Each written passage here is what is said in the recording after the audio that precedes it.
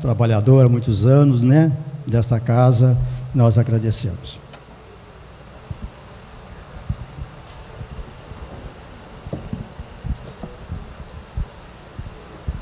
Pessoal, boa noite. Sejam bem-vindos.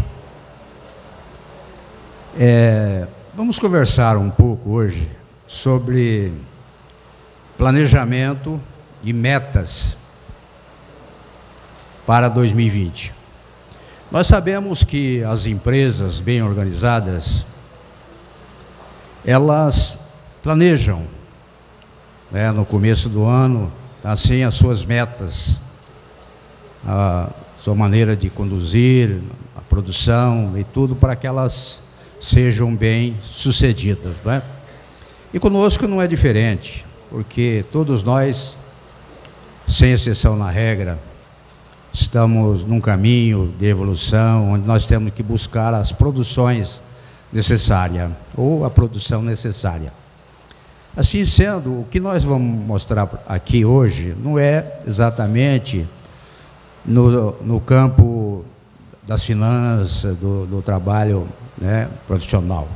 O que nós vamos mostrar aqui está relacionado exatamente no caminho que a gente deve traçar aqui na Terra, no trabalho de bom relacionamento com as pessoas, no compromisso espiritual, viu? É isso que nós vamos falar.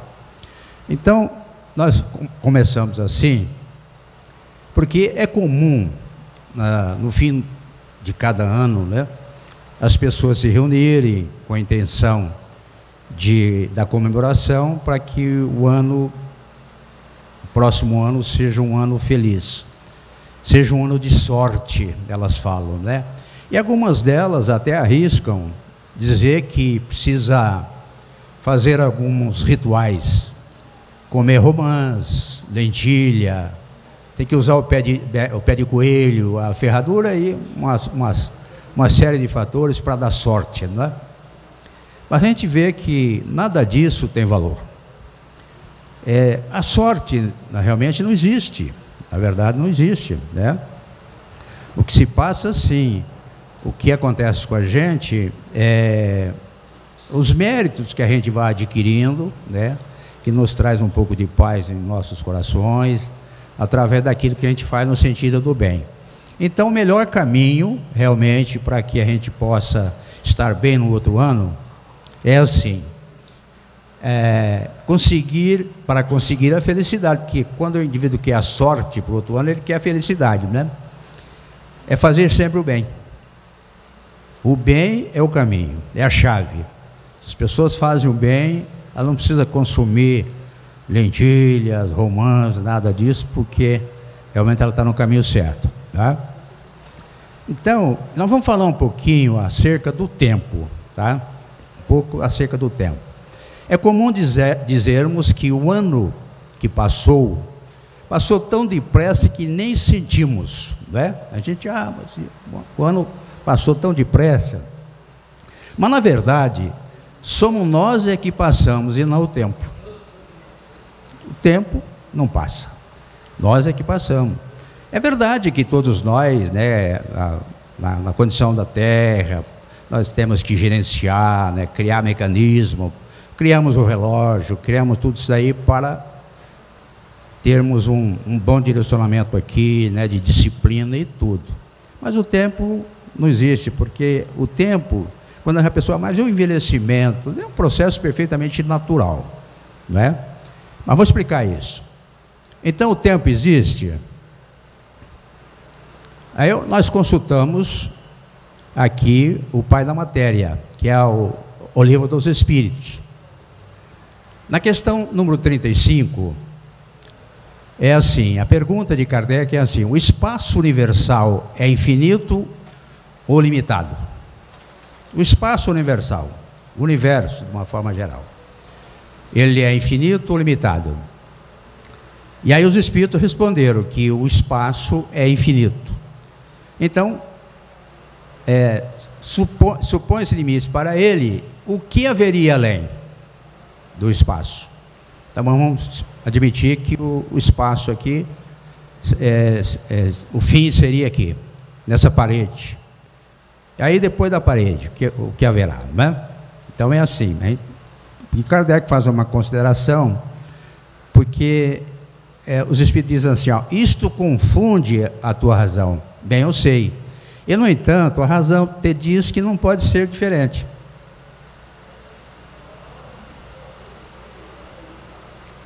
Muito bem, viu? Comeu de novo. Mas vamos lá. Comentário de Kardec sobre isso daqui. Supõe-se um limite para o espaço, qualquer que seja a distância a que o pensamento possa concebê-lo. A razão diz que, além desse limite, há alguma coisa. Foi o que nós já falamos, né?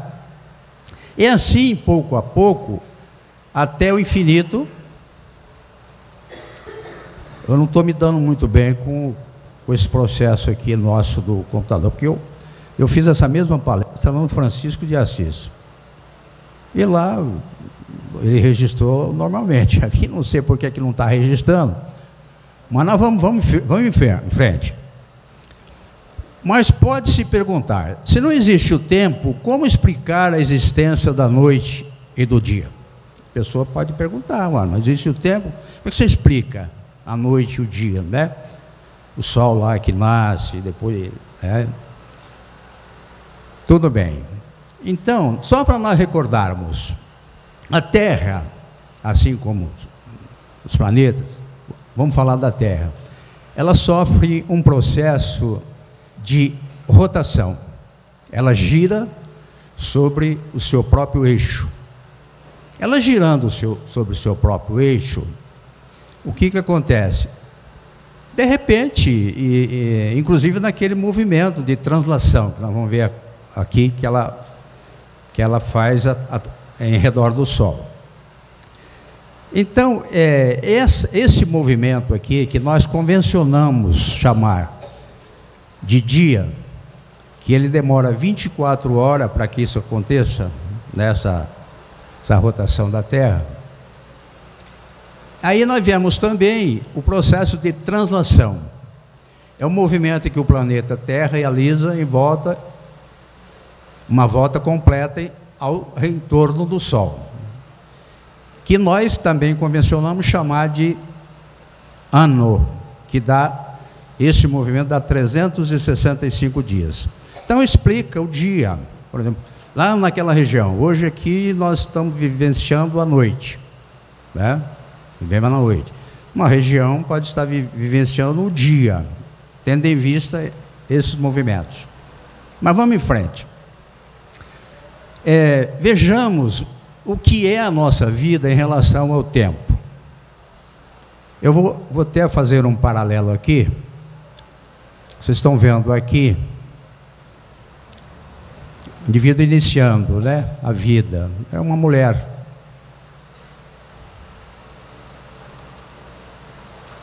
De repente ela fica grávida, tem um nenê, tem um filho, que ele passa a viver aí, é a vida, né? Nascimento.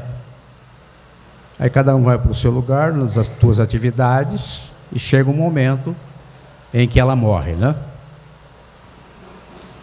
Pois bem.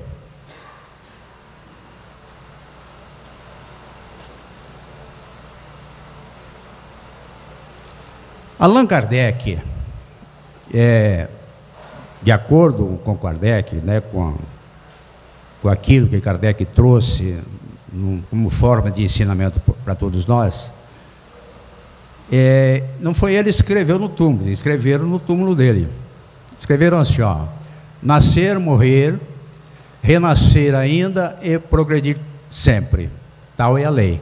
Então esse é o pensamento realmente da vida, né? Nascer, morrer, renascer, que é a própria reencarnação, sempre. Tal é a lei. Por quê? Porque não haveria progresso se não fosse assim. O indivíduo nasceu e morreu e ele não renascesse, ele não participaria efetivamente do progresso constante que Deus quer de nós, né? Na questão 132 do Livro dos Espíritos, Kardec perguntou: qual é a finalidade da encarnação dos espíritos? Nós estamos falando de encarnação, né? Ou da reencarnação. Deus a impõe com o fim de levá-los à perfeição. Para uns é uma expiação e para outros uma missão. Mas para chegar a essa perfeição, eles devem sofrer todas as vicissitudes da existência corpórea. Nisto que está a expiação. A expiação é um processo perfeitamente instituído pela lei de Deus, para que nós possamos buscar o aprendizado de uma forma geral, né? Podemos constituir o aprendizado através da expiação. E aqueles que realmente vêm como missão, mas por que aqueles vieram como missão e nós com expiação?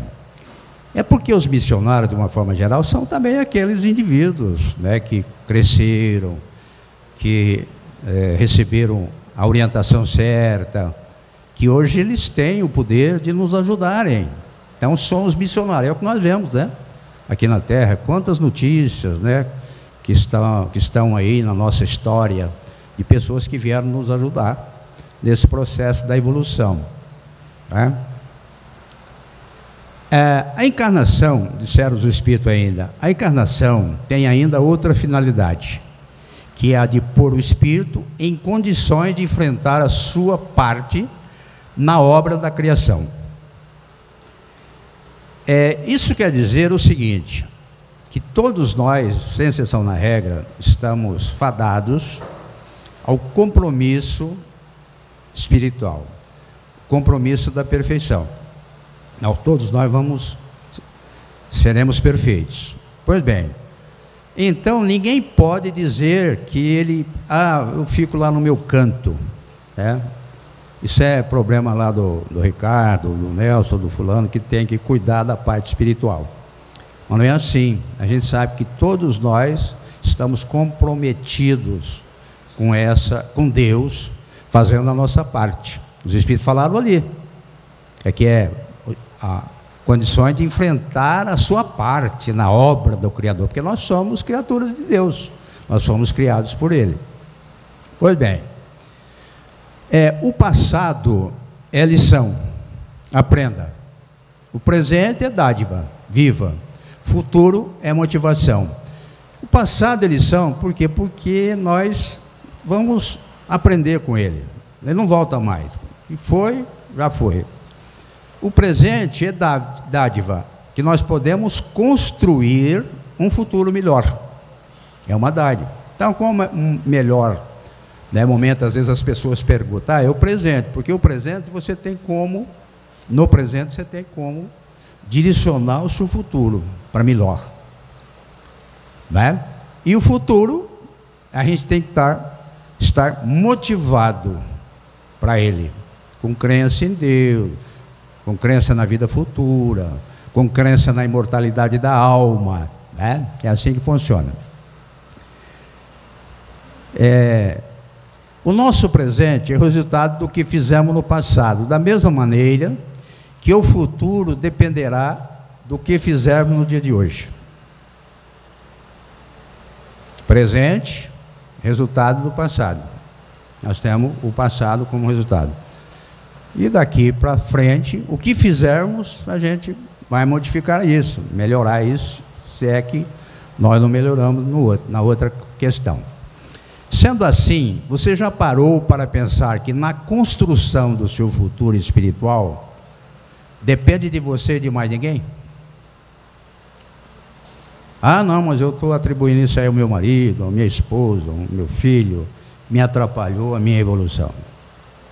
Só depende exclusivamente de nós, tá? Para construir o futuro.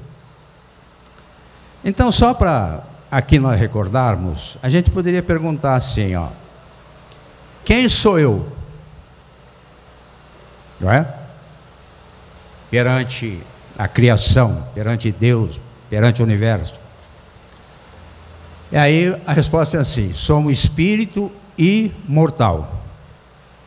Sou um espírito imortal, que me constituo de espírito, um corpo espiritual ou perispiritual, e o corpo propriamente dito. Me constituo de 3 coisas principais.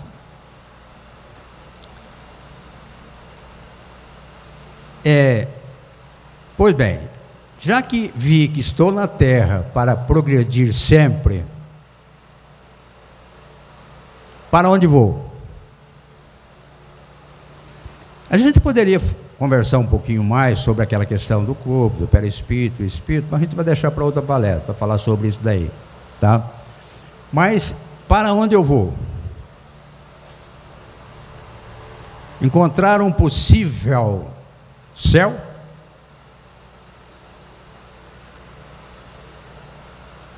Ou um reino de Deus? Para onde nós vamos? Então vamos ver aqui o que Jesus falou sobre isso. Quando ele foi interrogado pelos fariseus sobre quando viria o reino de Deus, Jesus respondeu: o reino de Deus você não vai vê-lo, você não verá uma visível aparência, e nem dirá, ele está aqui, ou lá está, porque o reino de Deus está dentro de vós. Vejam só, quando as pessoas têm dúvida acerca dessa questão, para onde ele vai, né? A gente tem que considerar assim: todos nós estamos num caminho franco de evolução, é isso? Por que nós viemos para a Terra? Para evoluir, para crescer, tá. Então, o reino de Deus não está nos esperando, absolutamente. Não tem um local lá nos esperando. Que nem purgatório, nem outras coisas mais. Por quê? Porque o reino de Deus, ou o reino dos céus, se constitui através das nossas ações, dos nossos bons atos, na maneira da gente se conduzir, dos sentimentos apurados, não é? Jesus não falava isso? Deixai vir a mim as criancinhas, porque o reino dos céus é para aqueles que lhe assemelham.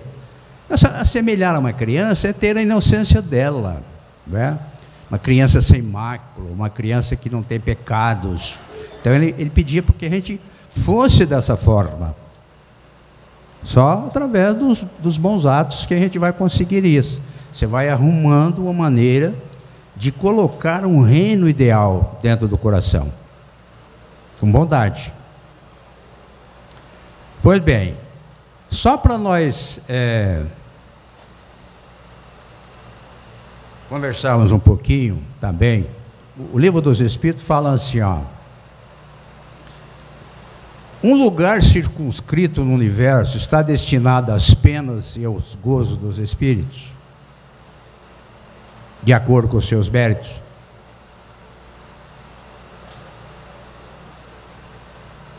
E a resposta é assim, ó: as penas e os gozos são inerentes ao grau de perfeição do espírito. Inerente ao grau de perfeição. Quanto mais perfeito ele for, mais ele estará numa posição melhor. Então a gente tem que dizer que não é uma localização que vai nos fazer felizes ou feliz. A verdade é o seguinte: então tudo aquilo que você faz de bom, você vai aperfeiçoando o seu espírito, não é? Então tudo isso é inerente. É uma condição da alma, é uma condição do ser, é um estado de alma do indivíduo. Então o sofrimento é um estado de alma. Ele pode estar muito bem amparado, feliz, em paz, porque ele se conduziu bem, através das boas ações e tudo. Ou se ele se conduziu mal, então ele terá um estado de alma diferente também, de sofrimento e tudo, né? Cada um traz em si mesmo o princípio de sua própria felicidade ou infelicidade. É o reino dos céus. E nós, no nosso coração, cada um traz o princípio de ser feliz ou não, né? É o reino do céu. E como eles estão por toda parte, nenhum lugar circunscrito ou fechado se destina a uns ou aos outros. Eles quem? Os espíritos. Os espíritos estão por toda parte. Então não existe um local onde você fala, eles estão lá. Ou estão aqui, né? Não existe uma localização. É isso que eles estão dizendo aqui. Pois bem, então a gente poderia até pensar em termos assim, alguns livros até, né, do cunho espírita até, que o pessoal arrisca, né, trazer a lume, eles defendem o umbral.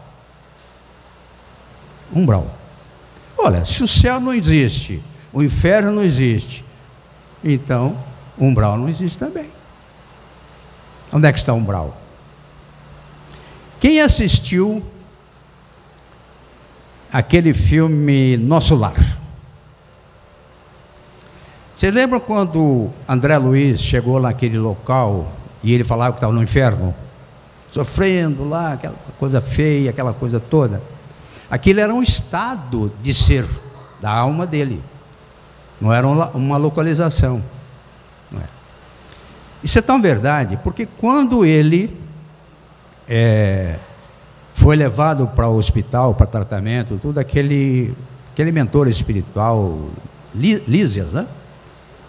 Lisias ou Lísias, atendeu ele e falou: olha, o seu problema é um problema de fixação mental.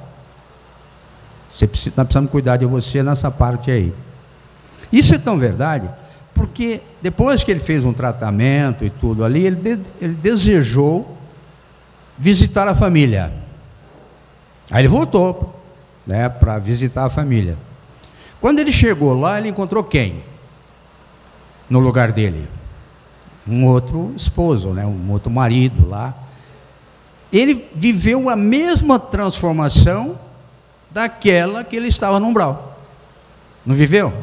De sofrimento, ele entrou naquele processo ruim. O umbral não existe. O que existe é o estado de alma do indivíduo. Essa palestra aqui, eu sei que tem umas pessoas mais novas hoje aqui, tá? Não são novas de doutrina, não. Algumas são também, né? Mas pessoas mais novas, né, que aguentam o tranco. Nós vamos ver se até 9h30 a gente termina ela, viu? Bom, agora que já sei quem sou, para que estou na terra e para onde vou elaborar o meu projeto. Agora que nós vamos elaborar o projeto. Então eu sei quem sou. Sou um espírito imortal, né, que fui criado por Deus para viver a imortalidade e toda tal. Eu sei que eu não vou para lugar nenhum, né, que não existe nenhum local aí para mim ir, a não ser o meu estado de alma. Eu vou ficar no universo de acordo com o meu estado de alma. Então vamos elaborar. Mas antes de fazê-lo, eu preciso lembrar o que fiz até agora e o que poderei fazer para melhorar ainda mais. Não é isso que as empresas fazem? Ela faz um apanhado daquilo que ela viveu durante o ano, para ver onde ela tem que mexer, onde ela tem que melhorar. E é isso que nós vamos fazer. Então a gente podia fazer essa pergunta assim: fiz o melhor que pude até agora? Fiz o melhor que pude, né? Então avaliarei o mal que fiz e o bem que deixei de fazer. Vou fazer uma avaliação do ano anterior. Que mal que eu fiz e o bem que eu deixei de fazer, ou o bem que eu fiz, né? Me lembrarei do que disse Jesus: priorize o reino de Deus e as outras coisas necessárias serão acrescentadas com abundância por Deus. Está no Evangelho, que é para todos nós. Bom, priorizar o reino de Deus, eu já falei como é que seria. Não é a transformação interior, a reforma íntima, a melhora dos sentimentos, na bondade. É priorizar as coisas de Deus. No tratamento, né, de amor ao próximo, amar a Deus sobre todas as coisas, com todo o nosso entendimento e coração, né, e por aí. E as outras coisas se acrescentam, né, como nós falamos, a princípio lá da sorte. Ó, a sorte não existe, então as coisas se acrescentam de acordo com o bem que você faz, né? Na questão 642, que a gente sempre fala, eu devo ter colocado essa questão aqui, nas minhas palestras aqui no IOLAR, umas 48 vezes, essa é a 49. 642, será suficiente não fazer o mal para ser agradável a Deus e assegurar uma situação futura? Basta a gente não fazer o mal. Eu não faço bem, mas também não faço o mal, né? Os espíritos responderam assim: não, é preciso fazer o bem no limite das próprias forças, pois cada um responderá por todo o mal que tiver ocorrido por causa do bem que deixou de fazer. Então, não é claro que nós não vamos ser responsabilizados por todo o mal que está acontecendo, mas pelo mal cuja situação ocorreu à nossa volta e nós não fizemos absolutamente nada para evitá-lo. Isso sim. Quando a gente fala que os espíritos é que nos deram essa resposta, nós estamos falando dos espíritos de Deus. Todos nós somos espíritos de Deus, mas esses que vieram através de Kardec para trazer esses ensinamentos, são espíritos que alcançaram um grau elevado de crescimento. Aí eles vieram falar isso para a gente aqui. Não são todos os espíritos, não, porque nem todo espírito é da doutrina espírita, né? Pois bem, então nós temos que tomar certos cuidados com os nossos planos, um certo cuidado. Sonhe com os pés no chão, porque tem pessoas que às vezes sonham, fazem plano e depois não conseguem, se descabelam, sofrem, né, com isso. Tenha os pés no chão e lembre-se que você também precisa contemplar em seus planos a sua família, o descanso, o lazer e outras coisas que julgarem importantes. Coisas importantes. Porque, vejam, às vezes as pessoas lá se entregam a um processo religioso, né, de corpo e alma, e esquece as outras coisas importantes. E a consideração aqui é para que a gente não esqueça isso, né? Tudo está num processo de crescimento espiritual. As vicissitudes que ele se referia, ora coisas para o bem, ora coisas para o mal, né? Para melhorar o meu projeto, posso fazer a mim mesmo ainda algumas perguntas. Para melhorar ainda mais. Como estou encarando o meu trabalho?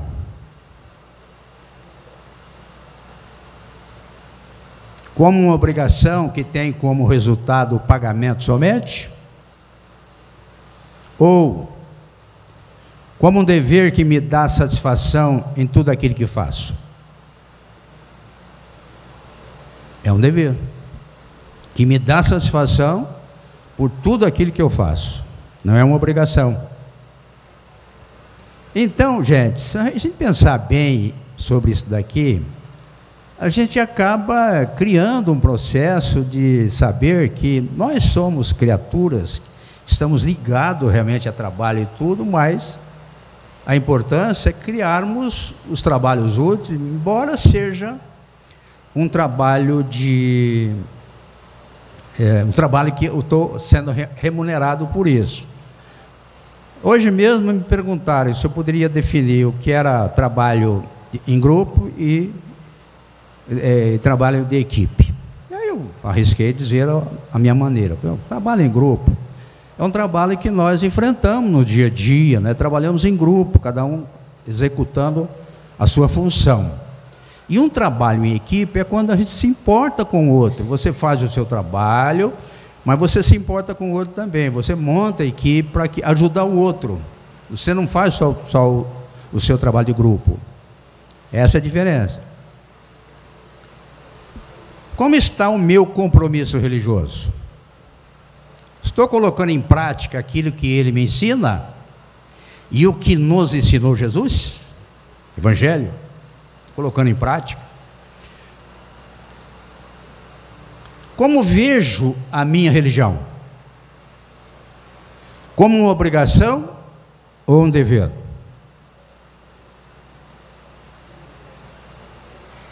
Nós vamos pensar sobre isso.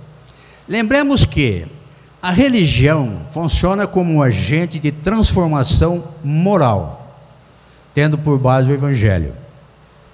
A sua real manifestação está na postura interior, na conduta do indivíduo, e não na prática externa de cerimônias e rituais. Porque às vezes o indivíduo fala, eu estou cumprindo a minha obrigação, eu estou indo na igreja religiosamente, estou fazendo isso, fazendo aquilo, ou no centro, estou tomando meus passos e tudo, mas ele precisa entender que a religião, ela tem a função de transformá-lo, está na postura do indivíduo.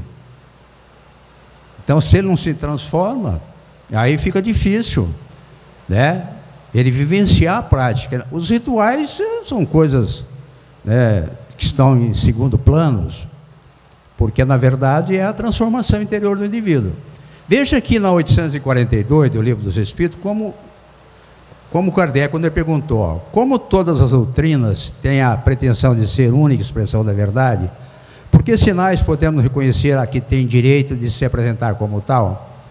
Essa será que produza mais homens de bem e menos hipócritas, e que pratique a lei de amor, de caridade, na sua maior pureza. Qual a verdadeira religião? A verdadeira religião, os espíritos responderam que não era espírita, não era católica, não era protestante. Disseram que a melhor religião é aquela que transforma o adepto no caminho do bem, que leva o adepto no caminho do bem. Essa é a verdadeira religião. Claro que a doutrina espírita tem uma orientação saudável sobre isso, né, para nos levar a uma boa orientação.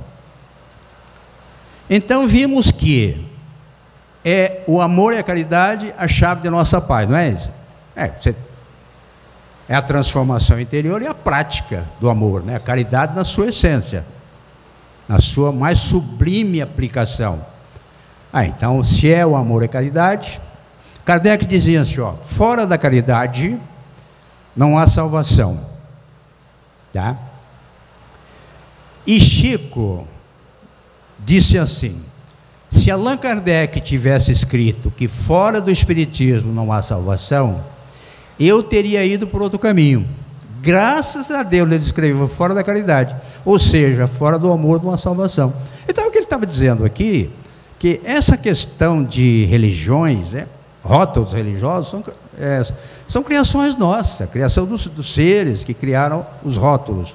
Porque na verdade a verdadeira religião, como nós vimos, é aquela que leva a prática do amor, a prática da caridade. Então não importa onde você esteja, se você está lá no catolicismo, no espiritismo, onde quer que você esteja, você está praticando a caridade, o amor, você está no caminho certo. Quando ele fala fora da caridade não haveria salvação, a gente tem que saber que ele estava se referindo a uma única via para sermos felizes. Ninguém pode ser feliz se ele não estiver bem com ele mesmo, fazendo caridade, né, amando o outro, sendo bondoso e tudo. Depois de tudo isso que vi, começarei o meu projeto prevendo as seguintes ações, entre outras. Agora sim, nós vamos começar o projeto, viu? Meu projeto. Demorou um pouquinho chegar lá. 2020. Queixarei menos da vida, olharei a vida com otimismo, dando sempre a minha contribuição, fazendo a minha parte. Não descuidarei do meu compromisso religioso, pois sei que é ele que me leva ao bem. Terei a paciência, serei paciente dentro do lar e fora dele. É o relacionamento, o bom relacionamento. Farei de tudo para não me irritar e me esforçarei ao máximo para acabar com os vícios. Direi não às dependências. Porque se irritar é uma coisa muito fácil de acontecer, né? Basta alguém pisar no nosso calo, basta alguém nos contrariar aí fora, a gente já fica irritado. Mas nós temos que trabalhar em cima disso, né? Procurar entender que as pessoas, elas não têm obrigação de estar entendendo como muitas vezes nós estamos entendendo. Elas têm as suas limitações, né? E elas vão aprenderem de que realmente o tratamento uma com as outras tem que ser ideal, tem que ser bom. Então, se nós já estamos sabendo disso, por que não conter essa situação de irritação e manter a nossa dignidade de bons cristãos? A verdade é essa, né? Somos. Procurarei não falar da vida alheia. Falar da vida alheia é um caso muito sério, porque quando você fala da vida alheia, você fala longe dela, e ela não tem como se defender, ela não pode ser advogada da sua causa, né? Então a gente precisa tomar cuidado, porque se ela estivesse aqui, falar: o que você está dizendo aí? Eu não mereço nada disso não, né? Mas ela não está, então a gente tem que tomar cuidado com isso. Realizarei bons conhecimentos. A doutrina espírita tem um cabedal, né, de ensinos, de assuntos, através dos livros, que realmente trazem bons conhecimentos para nós. Estarei atento à vigilância e à oração. Vigilância e oração, vigiar e orai, que é o que Jesus falava. Vigiar é vigiar os atos. Para que nós possamos vigiar os atos, é uma coisa interessante. Você tem que levantar de manhã já com planejamento na cabeça, porque vai ser fácil de alguém buzinar atrás da gente, num sinaleiro, vai ser fácil de você receber um tratamento qualquer que você não gosta, né? Então você já tem que estar preparado para isso, porque é muito fácil a gente devolver logo, né, a agressão, né? E a oração é você estar em sintonia com o alto, com Deus, com os protetores amigos, para que você realize boas condutas. Perdoarei sempre os que me ofenderem. Manterei sempre a fé e a confiança em Deus. Procurarei sempre ter uma conduta reta e exemplar, como um bom cristão. Reta e exemplar. Aliás, o compromisso nosso de pessoas que muitas vezes pode-se dizer espíritas, elas têm um compromisso muito grande. Não é só os espíritas, mas aquela que está frequentando uma condição religiosa qualquer aí, ela tem uma responsabilidade muito grande de dar o bom exemplo. Quando eu comecei aqui na doutrina espírita, eu vinha de uma orientação católica. Eu ia, né, participava efetivamente de alguns movimentos e tal. Aí quando eu vim para a doutrina espírita, acometido por um processo mediúnico, de mediunidade, florada, aquela coisa toda, a princípio, quando eu conversei com as pessoas aqui, né, com a dona Rosa, né, falou: você tem um processo aí, um movimento espiritual, né, uma sensibilidade mediúnica. E aí eu falei: não, mas eu não quero isso não, pode tirar isso de mim. Tira isso daí, eu não quero nada disso. Mas isso não tem como tirar, porque nós já nascemos com isso. Já nascemos com isso, não tem como tirar essa sensibilidade. Então, eu procurava aqui na doutrina espírita, eu vim assistir palestras e tudo aqui, eu procurava ver se eu encontrasse, por exemplo, algumas pessoas que poderiam dar maus exemplos. Eu ficava prestando atenção na palestra do Maestrelli, do Ricardo, para ver se eles falavam coisa que não estava de acordo com o que eu queria, né? Para que eu queria isso? Para fugir, ir embora. Não queria essa responsabilidade. Mas graças a Deus, todos eles que subiram a tribuna espírita falaram coisas boas, coisas úteis, que realmente nos ajudaram muito nessa promoção espiritual. Pois bem, então eu tratarei as pessoas com gentileza e absoluto respeito. Olha só como é profundo essa consideração. Tratarei as pessoas com gentileza e com absoluto respeito. Tratarei as pessoas como gostaria que elas me tratassem, ou seja, sempre com bondade. Essa é a chave. É a chave do nosso relacionamento. As pessoas bondosas, elas têm uma facilidade para se relacionar com as outras, incríveis. Ou é incrível. Enfim, a caridade será o meu lema. Madre Teresa, né? Dá o exemplo ali, né? E me lembrarei ainda do que disse Madre Teresa de Calcutá. Não é, dona Zezé? Então, lembra que ela disse, né? O bem que você faz hoje pode ser esquecido amanhã. Faça o bem a si mesmo. Veja que, ao final das contas, é tudo entre você e Deus, nunca foi entre você e os outros. Mas é isso. Ah, mas eu estou fazendo bem, ela é ingrata, ela paga com ingratidão. Não tem importância. O bem que você fizer hoje, ela pode esquecer, pode ser ingrata. Continue fazendo o bem, porque Deus é que está vendo isso. Não são elas, é Deus que está vendo. Feliz Ano Novo a todos.